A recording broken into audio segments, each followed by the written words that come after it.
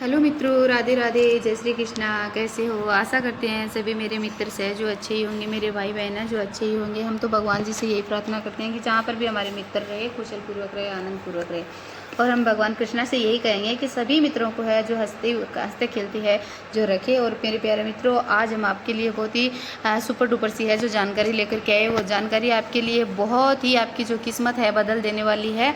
और आपका जो किया हुआ जो कर्म है, जो पाप है, वो आपका धो देने वाला है। इसलिए मेरी बहनों भाइयों, आपसे हम कह रहे हैं कि मेरे वीडियो को पूरा देखें और बीच में अधूरा ना छोड़ें, जिससे आप अगर बीच में छोड़ दोगे तो आपको कोई फ़ायदा नहीं मिलने वाला है। और मेरी बहनों, करना है तो आपको ये पूरा ही करना है। भैयों, बहनों और भाइयों दोनों को ही करना है। ये आज हम आपके लिए क्या लेके आए कि गीता जी का जो तीसरा अध्याय है वो हम आपके लिए लेके आए हैं। और तीसरे अध्याय में, गीता जी के तीसरे अध्याय में मेरी बहनों भाइयों क्या लिखा है वो आपको पता होगा कि किसके आधार पर है। जो तीसरा अध्याय है वो अपने कर्म के आधार पर है कि बंदे को किस तरह से कर्म करना चाहिए, क्या कर्म करना चाहिए, किस कर्म करने से है जो क्या क्या मिल सकता है। तो मेरी बहनों, चलो हम वीडियो को है ज़्यादा लोग नहीं करते हुए आपको बताते हैं। वीडियो को पूरा देखना, तीसरे अध्याय को पूरा समझना आप, और उनके अर्थ को भी समझना आप। सरल शब्दों में मैं आपको समझाती हूँ, बताती हूँ। और जो भी मेरे मित्रगण हैं वो मेरे चैनल पे नए हैं तो प्लीज़ चैनल को सब्सक्राइब जरूर कर ले, बेल आइकन का बटन जरूर दबा ले, जिससे हम जैसे ही जानकारी डालें वे आपके पास आ जाए।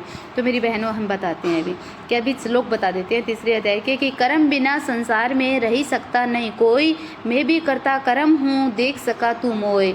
शुरू सृष्टि में यज्ञ की आज्ञा दे करतार, यज्ञ कर्म का रूप है नहीं इस बिन निस्तार। यज्ञ रूप है ब्रह्मा का यह जानत धीमान, जो नर त्यागे कर्म को सो मूर्ख नादान।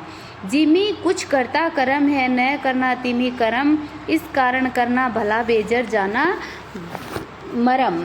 तो मेरी बहनों, इस तरह से ये तीसरे जो अध्याय की है श्लोक है। अभी हम जो तीसरा अध्याय है जो स्टार्ट करते हैं, सुनना ध्यान से। अर्जुन ने पूछा है कि हे जनार्दन, यदि आपके तप से कर्म से बुद्धि से श्रेष्ठ है तो केशव मुझे इस घोर कर्म में क्यों लगाते हो? मिले हुए वचनों से आप मेरी बुद्धि को है जो भ्रम में डाल रहे हो। निश्चय करके मुझे बताइए कि जिससे मैं कल्याण को प्राप्त हो जाऊं। श्री कृष्ण बोलते हैं कि हे निष्पाप अर्जुन, मैं पहले समझा चुका हूँ कि इस लोक में दो प्रकार की निष्ठा कही है। एक तो साख्य वालों का ज्ञान योग और दूसरा योगियों को कर्म योग। तो कर्मों का प्रभाव है, प्रारंभ न रहने से भी कोई निष्कर्म नहीं कहलाता है। और कर्मों का त्याग करके संन्यास करने से किसी को सिद्धि नहीं मिल जाती है। मनुष्य क्षण भर भी कर्म किए बगैर नहीं रह सकता है। प्रकृति के गुण ही सब मनुष्यों को कुछ न कुछ कर्म करने में लगाते ही रहते हैं। जो अज्ञानी कर्मेंद्रियों को रोककर आत्मचिंतन करने के बहाने विषयों की चिंता करता है वह पाखंडी और मिथ्याचारी कहलाता है। हे अर्जुन, जो इंद्रियों को मन में से दमन कर विषयों में प्रवृत्त न होने देकर और उनसे कार्य लेता है वह कर्म योग का अभ्यास करता है और श्रेष्ठ कहता है। अपने धर्म के अनुसार नियमित कर्म करो, बिना कर्म के तुम्हारे शरीर का निर्वाह नहीं हो सकता है। हे कौंतवे, यज्ञ के निर्मित किए जाने वाले कर्मों को छोड़कर जितने कर्म है जो उनके करने से मनुष्य को बंधन होता है, अतः तुम फल की इच्छा त्याग कर यज्ञ के लिए कर्म करो। सृष्टि का आरंभ काल में ब्रह्मा जी ने यज्ञ सहित प्रजा को उत्पन्न कर प्रजा से कहा था कि यज्ञादि कर्म करके बुद्धि को प्राप्त होंगे और यही सब कर्म करो, तुम्हारे निमित्त कामधेनु होंगे। इस यज्ञ से तुम देवताओं को है जो संतुष्ट करते रहो और देवता भी तुमको संतुष्ट करेंगे। इस प्रकार परस्पर बर्ताव करते हुए तुम और देवता कल्याण को है जो प्राप्त होंगे। यज्ञ आदि कर्मों से प्रसन्न होकर देवता इच्छित सुख की सामग्रियों देंगे, परंतु उनके लिए उनके दिए हुए दान जो बिना उनके भोग लगाए ग्रहण करता है वह चोर है। पंच महायज्ञ करके जो शेष बचा हुआ भोग ग्रहण करता है वह सब पापों से मुक्ति को हो जाता है। और जो अपने निमित्त ही अन्न पकाते हैं वे पापी पुरुष पाप को ही भक्षण करते हैं। अन्न से प्राणियों की उत्पत्ति होती है और अन्न मेघ से उत्पन्न होता है और मेघ यज्ञ द्वारा जल बरसाता है और यज्ञ की उत्पत्ति कर्म से होती है और कर्म की उत्पत्ति ब्रह्मा से हुई है और ब्रह्मा अक्सर परमात्मा से है। और इस कारण सदा सब प्राणार्थियों में रहने वाला जो ब्रह्म है वह सब यज्ञों में प्रस्तुत है। हे पार्थ, इस प्रकार चलाए हुए कर्म के चक्र के अनुसार जो नहीं चलता है वह पापमय है। जो पुरुष आत्मा में ही रत रहता है और आनंदमत रहता है, अनुभव से तृप्त रहता है, उसे कुछ भी कार्य शेष नहीं है। वह कोई कर्म करे या ना करे, उसको कोई प्रयोजन अथवा लाभ नहीं है, और किसी प्राणी से अपना लाभ कर लेने को भी है जो उसे कोई आवश्यकता नहीं होती है। इसलिए तुम भी फल की प्राप्ति की इच्छा है त्याग कर कर्तव्य पालन करते रहो। राजा जनक आदि ने भी कर्म सिद्धि पाई है। इसी प्रकार तथा लोक संग्रह को देखते हुए भी है जो तुमको कर्म करना उचित है। श्रेष्ठ पुरुष जिस प्रकार का आचरण करता है दूसरे मनुष्य भी उसी मार्ग पर चलते रहते हैं, और वह जिसको प्रामाणिक मानता है उसी के अनुसार सब उत्तम मानते हैं। हे पार्थ, मुझको तीनों लोकों में कुछ भी कर्म शेष नहीं रहा है और न कोई अप्राप्त वस्तु प्राप्त करनी है, फिर भी मैं कर्म करता ही रहता हूँ। यदि हम ही आलस्यमय होकर कर्मों को नहीं करेंगे तो मनुष्य हर प्रकार से है जो हमारे ही पथ का अनुकरण करेंगे। जो मैं ही नहीं करूँ सो सब लोग भी न करने से है जो नष्ट हो जाएंगे। इससे मैं ही वर्ण संक्रोध से उत्पन्न करने का हेतु बनकर प्रजा को नष्ट करने वाला समझा जाऊंगा। जिस प्रकार अज्ञानी फल की इच्छा करके कर्म करता है, वैसे ही फल की इच्छा न करते हुए ज्ञानी को लोक भिक्षा की इच्छा करते हुए कर्म करना उचित है। कर्म में आसक्त अज्ञानियों की बुद्धि में ज्ञानी भेदभाव उत्पन्न न कर, परंतु आप स्वयं कर्म करता हुआ उससे भी प्रसन्नता पूर्वक कर्म करावे। हे अर्जुन, सब कर्म प्रकृति के गुण से ही उत्पन्न होते हैं, परंतु जिसकी बुद्धि अहंकार से भ्रष्ट है, ऐसे मूर्ख लोग समझते हैं कि हम करता है, परंतु जो गुण और कर्म के विभाग को सच्चा तत्व जानता है वह ज्ञानी पुरुष वह यह समझकर इसमें आसक्त नहीं होता है कि गुणों का यह खेल आपस में हो रहा है। हे अर्जुन, आध्यात्मिक बुद्धि से सब कर्मों को तुम मुझ में अर्पण करके कर्म फल की आशा छोड़कर संग्राम करो। जो पुरुष श्रद्धापूर्वक मेरे वचन पर दोष दृष्टि न करके मेरे इस मत के अनुसार है जो आचरण आचरण करते हैं वे लोग कर्म बंधन से निश्चय ही मुक्त हो जाते हैं। और जो अज्ञानी है इस मत पर दोष दृष्टि करते हुए इसको ग्रहण नहीं करते हैं, वे संपूर्ण ज्ञान से है जो रहित रहते हैं। उनको नष्ट हुआ जानो।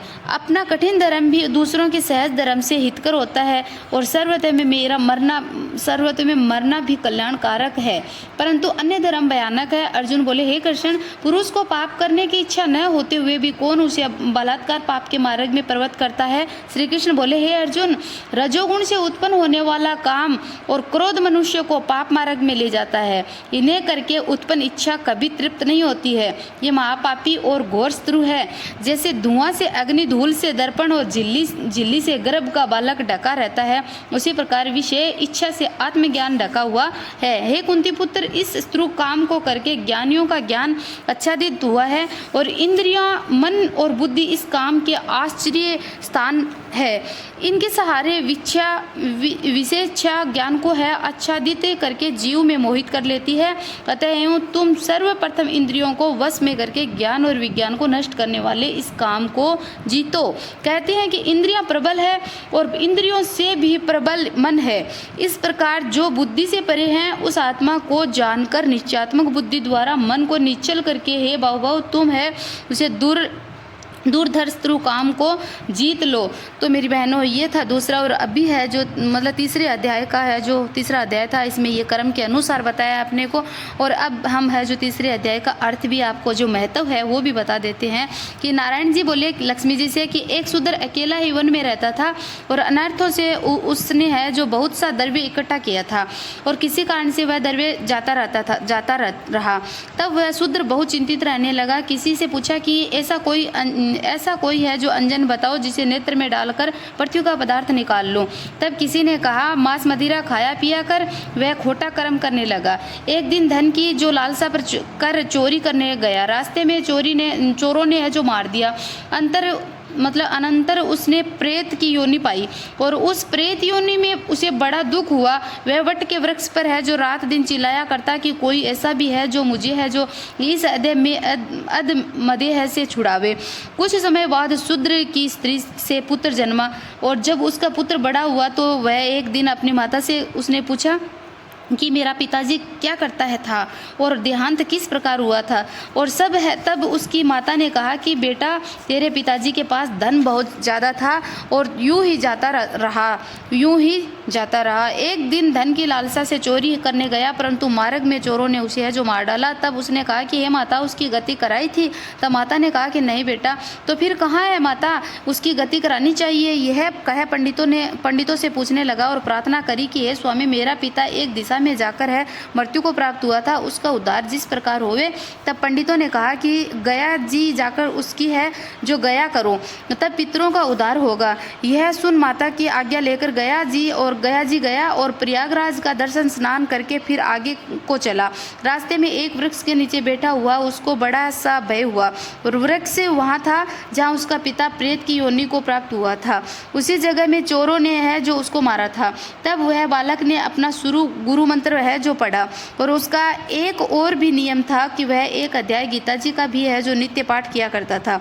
उस दिन उसने श्री गीता जी के 3रे अध्याय का है जो पाठ है जो अध्याय किया था, उस वृक्ष के तले बैठकर किया गीता जी का अध्याय। और वह उसके पिता ने है जो प्रेत योनि में सुन लिया और उनके सुनने से प्रेत देह छूट गई, देवदेही पाई थी।